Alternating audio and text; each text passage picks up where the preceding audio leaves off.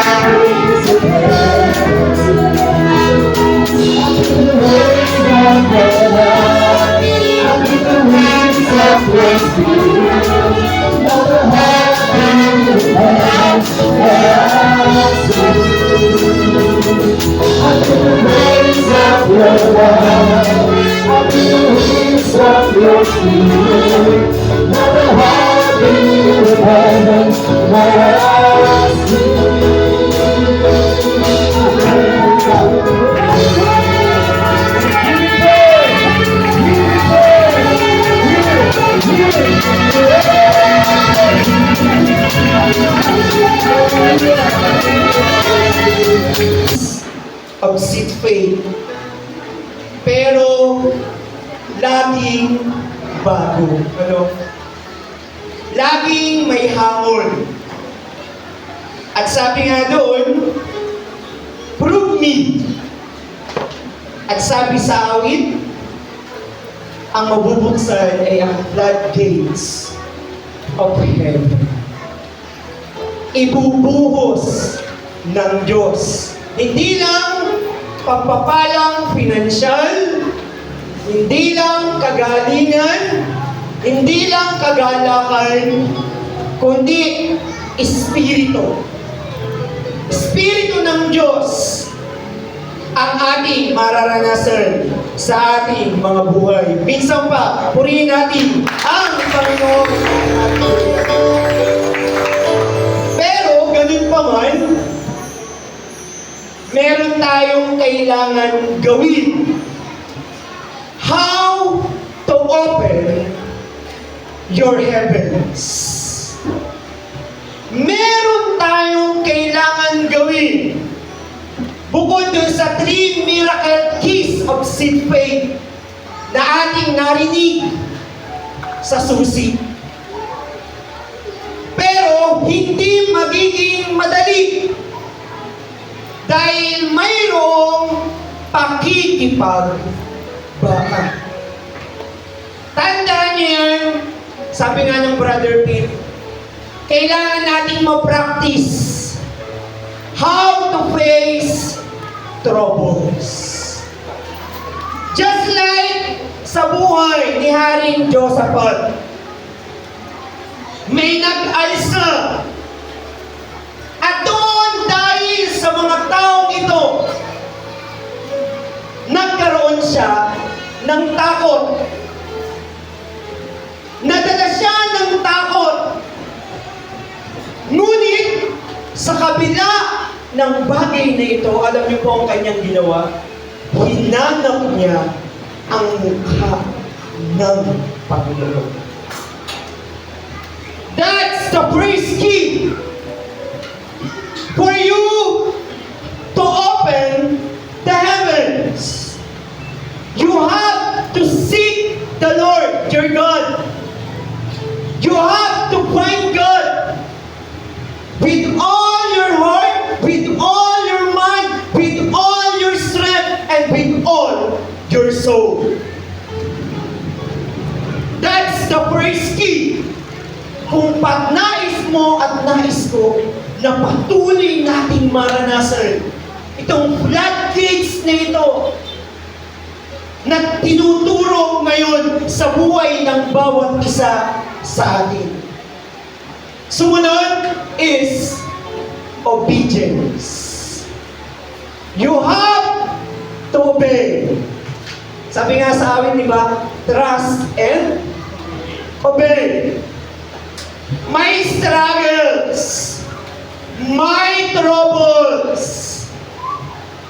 but you have to obey. Though, ngayon, alam natin na ang Sister Ocolet ay nandun na sa Panginoon. Nagkaroon lang ng separation from the flesh. Pero ang Hosea 6:3 na kanyang tinanggap sa Panginoon, sa bawat pagbagsak ng salita, totoo, lahat tayo ay tumatanggap ng pagpapayo. Kaya itutuloy ang disiplina, itutuloy ang nasimulan. Hindi ko wala ng Sister Ocolet, wala na din ang disiplina. Ang sabi nga, ipagpapatuloy. Ipagpapatuloy hanggang bumalik ang ating Panginoong Jesus. Purihin natin ang Panginoon. Hallelujah! Hallelujah! Kaya, obedience. Maging masunurin lamang tayo. God will open the windows of heaven for you and for me. Purihin natin ang Panginoon. Hallelujah! At dahil sa bagay na yun, Si Josaphat ay natakot. Minsan, ganun ang nararamdaman natin.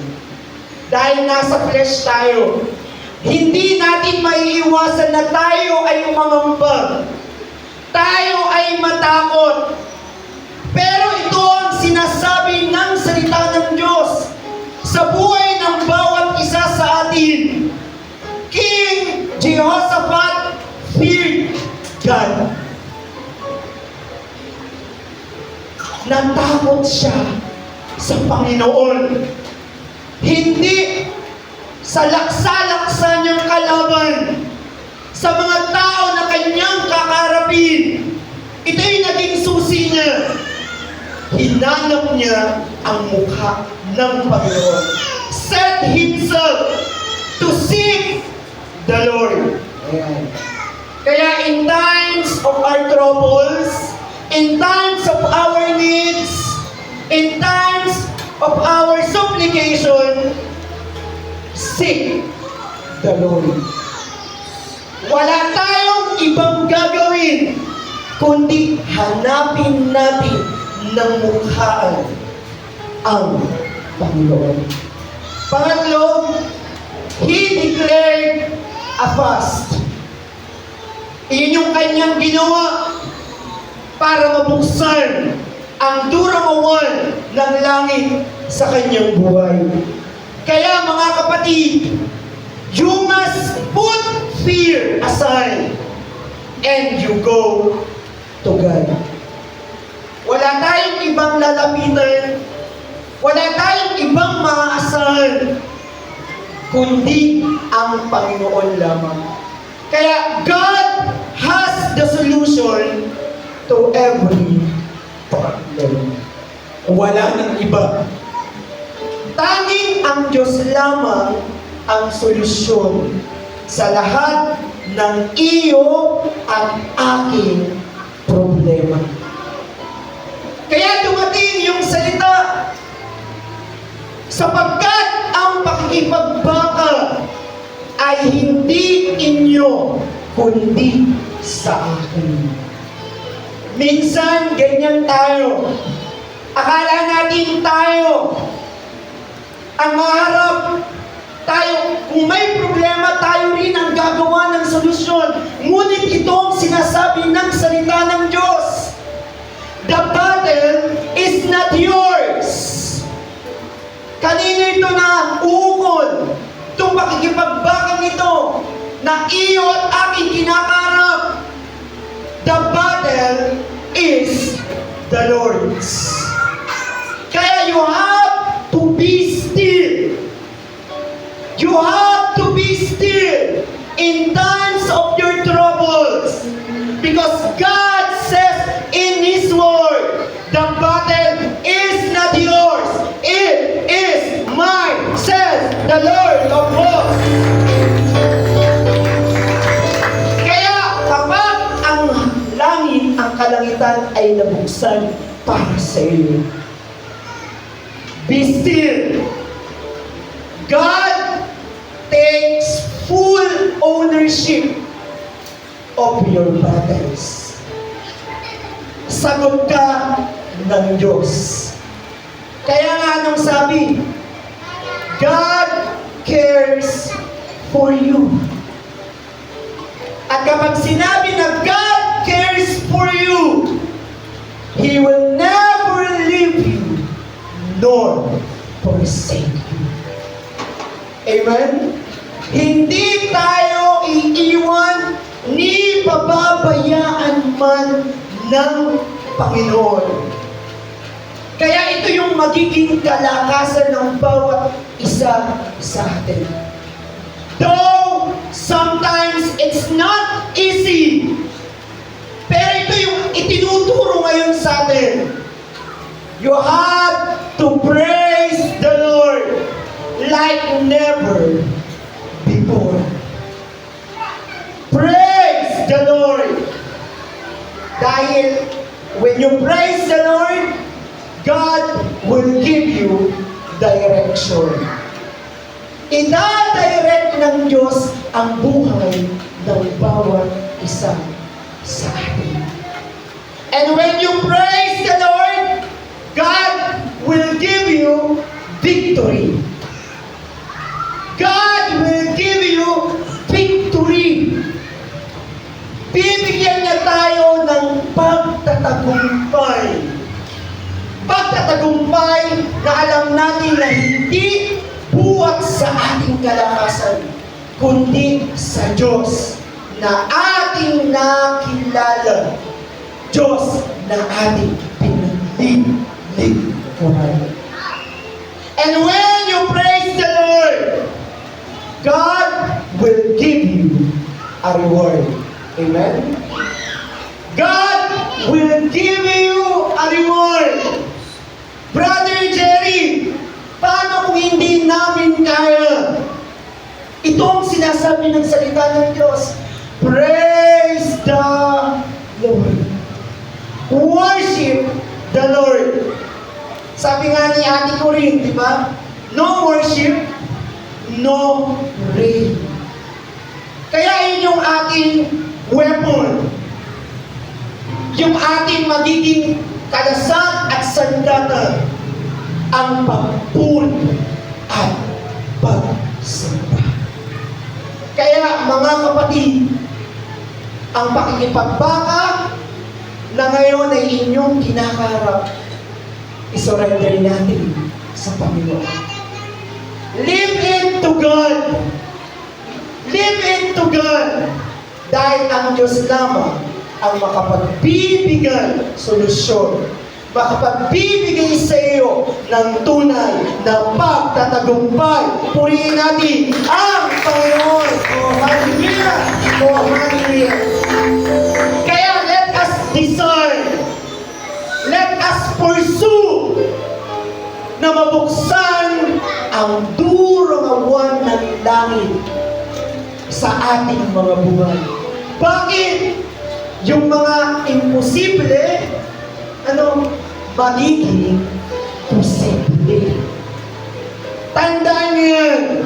Dahil ang Diyos na ating pinaglilingkuran, siya'y tapat. Amen? Siya'y tapat. Hindi siya nagbago ng anyo kailanman. He is the same today, yesterday, and forever.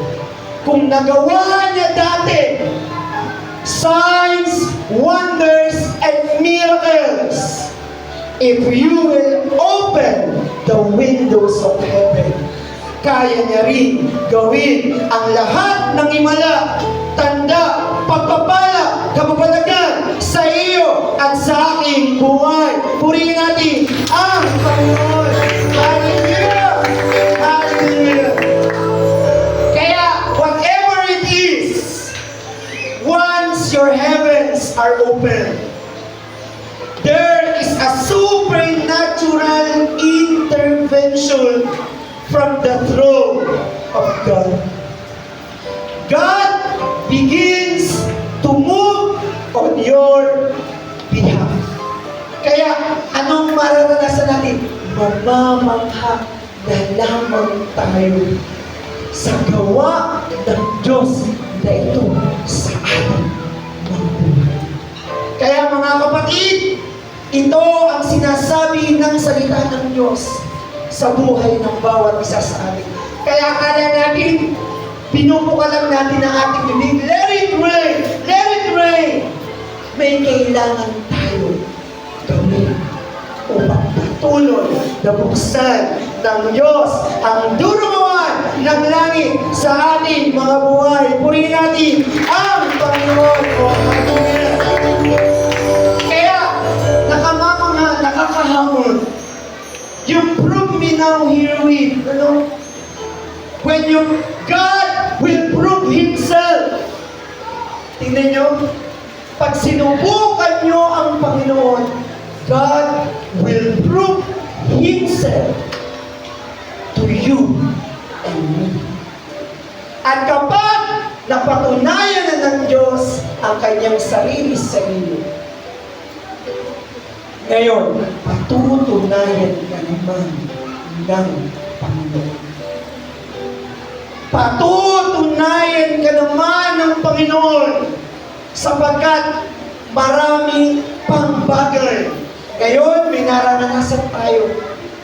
More than that, God has in store more than you have right now. Kaya anong gagawin natin? Expect a miracle every day. Purihin natin ang Panginoon. Oh, hallelujah! Oh, hallelujah! Kaya mga kapatid, the battle is not yours. It is the Lord. Kaya purihin natin ang Panginoon.